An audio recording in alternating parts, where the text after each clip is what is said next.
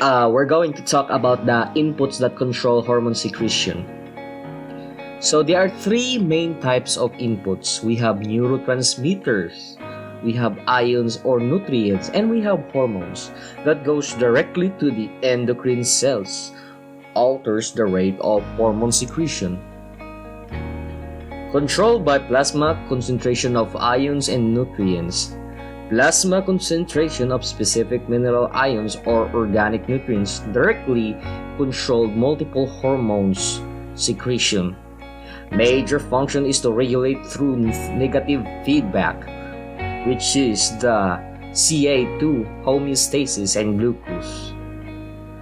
The Ca2 homeostasis is kinda complex. We have thyroid gland release calcitonin, then calcitonin goes to the stimulate Ca2 deposition in bones, and it also reduces the Ca2 uptakes in kidneys, which the blood Ca2 level declines to set point where the goes to the homeostasis blood Ca2 level, and then goes to the stimulus rising blood Ca2 level.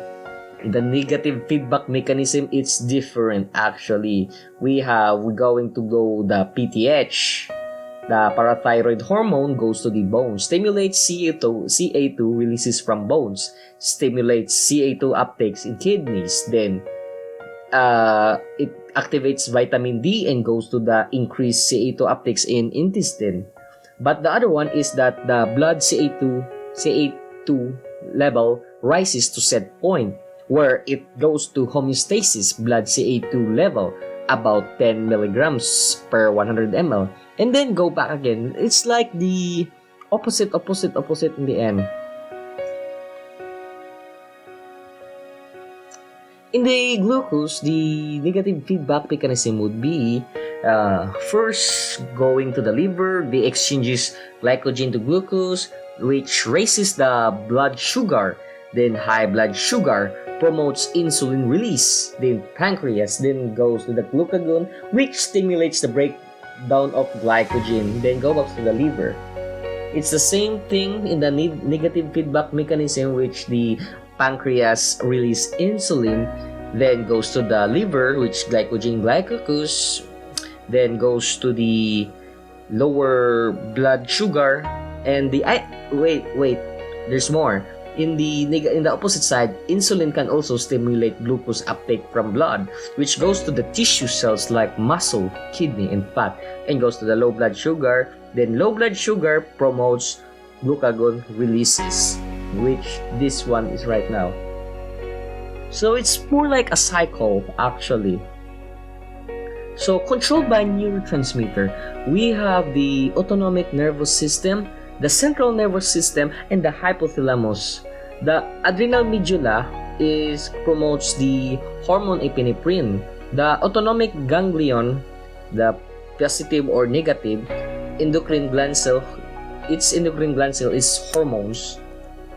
At the same time, the hypothalamus, which it has hormones which has a positive to negative, which cause the anterior pituitary hormones. Same thing is posterior pituitary hormones in the hypothalamus. The autonomic nervous system. The autonomic nervous system influences endocrine glands. Parasympathetic and sympathetic inputs to glands may occur, some of which are inhibitory and others stimulatory. The autonomic nervous system has the parasympathetic, which is in the eyes, ganglion. We have the medulla oblongata, which stimulates the flow of saliva. We also have the vagus nerves, which slows the heartbeat, constrict bronchi, stimulate peristalsis and secretion, and stimulate releases of bile. Then we have the chain of sympathetic ganglia, which is the contractile bladder. In the sympathetic, it dilates the pupils. This is the chain of sympathetic ganglia, which the uppermost is that the sympathetic, it dilates the pupils, Then it inhibits also the flow of saliva, accelerate the heartbeat, and dilates bronchi. In the solar plexus, it can either be inhibit the peristalsis in secretion, conversion of glycogen to glucose, then the secretion of adrenaline and noradrenaline, and inhibits blood contraction. Controlled by other hormones. Tropic hormone stimulates secretion of another hormone, stimulates the growth of the gland, while some hormones in a multi-hormone sequence inhibits the secretion of other hormones. Example of tropic hormones is that hormones are antidiuretic hormones, which is the ADH. We have the thyroid stimulating hormone, which is TSH. The location of the antidiuretic hormone is the pituitary gland in the brain, which it affects the water balance in the kidney. At the same time, the thyroid stimulating hormone, the location of secretion of it is the pituitary gland in the brain, which it affects the stimulate thyroid gland to produce hormone thyroxine. The disorders. When you say disorders, something's wrong with it. First disorder would be the hyposecretion. The definition of it is the primary hyposecretion, too little hormone secretion by endocrine gland. That's the definition of it. The secondary hyposecretion is that endocrine gland received too little of its tropic hormone. And now let's go with the hypersecretion. The definition of it is that the primary hypersecretion is too much hormone being secreted by gland on its own, which the secondary hypersecretion gland is excessively stimulated by its tropic hormones.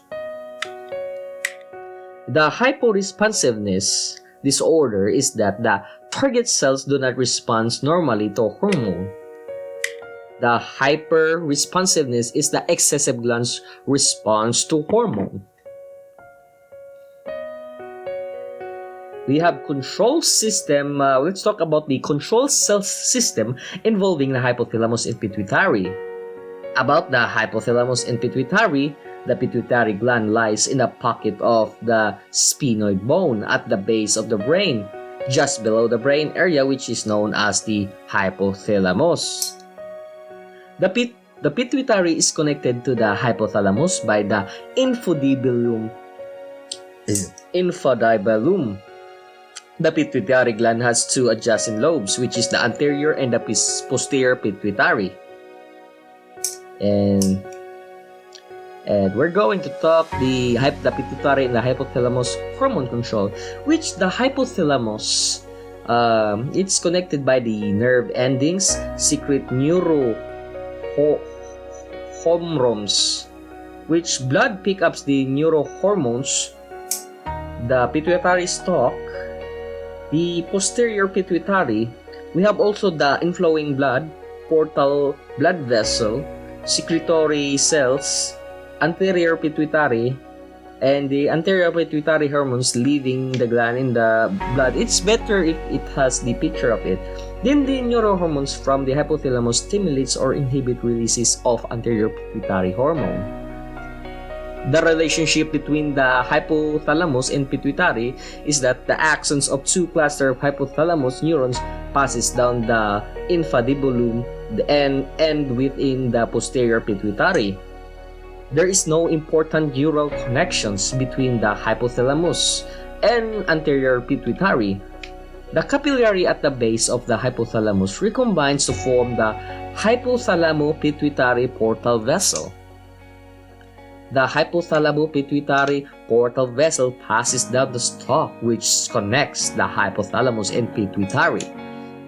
This now enters the anterior pituitary where they drain into a second capillary bed, the anterior pituitary capillaries.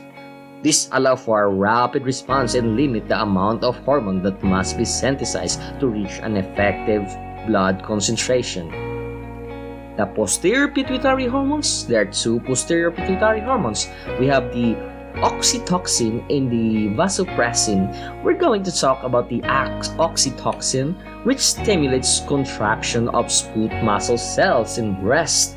It stimulates also the contraction of uterine muscle during labor. The vasopressin is act on smooth muscle cells around blood vessels to cause muscle contraction. It acts within the kidney to decrease water excretion in the urine, known as an antidiuretic hormone.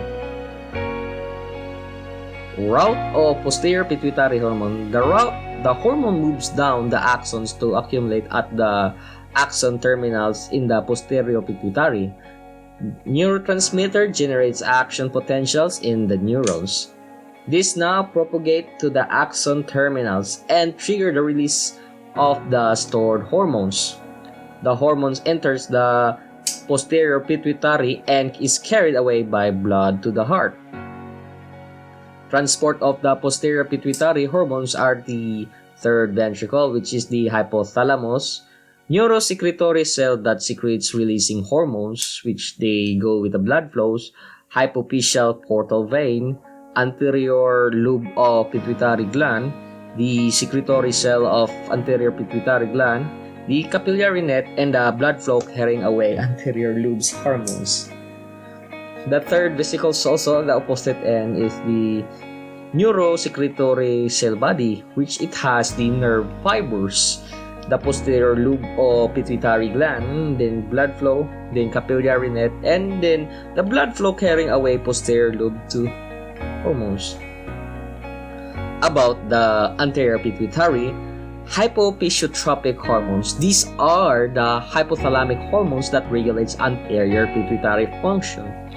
Each of the hypophysiotropic hormone is the first in a 3-hormone sequence.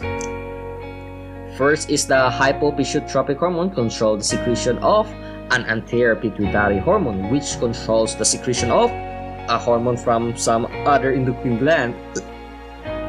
The last hormone then acts on its target cell. The hormone secreted by a pituitary gland. We have the adrenocorticotropic hormones, which targets the adrenal cortex, stimulates secretion of cortisols and aldosterone by the adrenal cortex. That's its function. Then we have the hormone called antidiuretic hormones, which it targets the kidney tubules. The function of it is to stimulate reabsorption of water by kidney, reducing the concentration of solutes in the blood. The next hormone will be follicle-stimulating hormone, which targets its ovaries in females and testes in males. Stimulates egg production in females and stimulates sperm production in males. That's the function of the follicle-stimulating hormones. The growth hormone is the target. The target of the growth hormone is the muscle and bones, which regulates the development of the muscle and bones. Luteinizing hormones, or LH, which is the target cells are the ovaries in females and testes in males. Their function is to stimulate progesterone and estrogen production. Initiates ovulation in females, which in males it stimulates testosterone production. Oxytocin, which its target cell is the mammary gland and uterine muscles. Initiate uterine contraction during childbirth. Stimulates flow of milk from breast during lactation. That's the function of oxytocin. Now we're going to the prolactin, which its target cell is mammary gland. The function of it is they stimulates milk production in breast during lactation. The thyroid stimulating hormone also, its target is the thyroid gland, which regulates the secretion of the thyroid hormones, the thyroxine and triiodothyronine. Transport of anterior pituitary hormones. We have hypothalamus, the neurosecretory cell produce ADH and oxytocin. Then the also neurosecretory cell produces releasing inhibiting hormones, which goes to these hormones moves down to axon indines, which the goes to the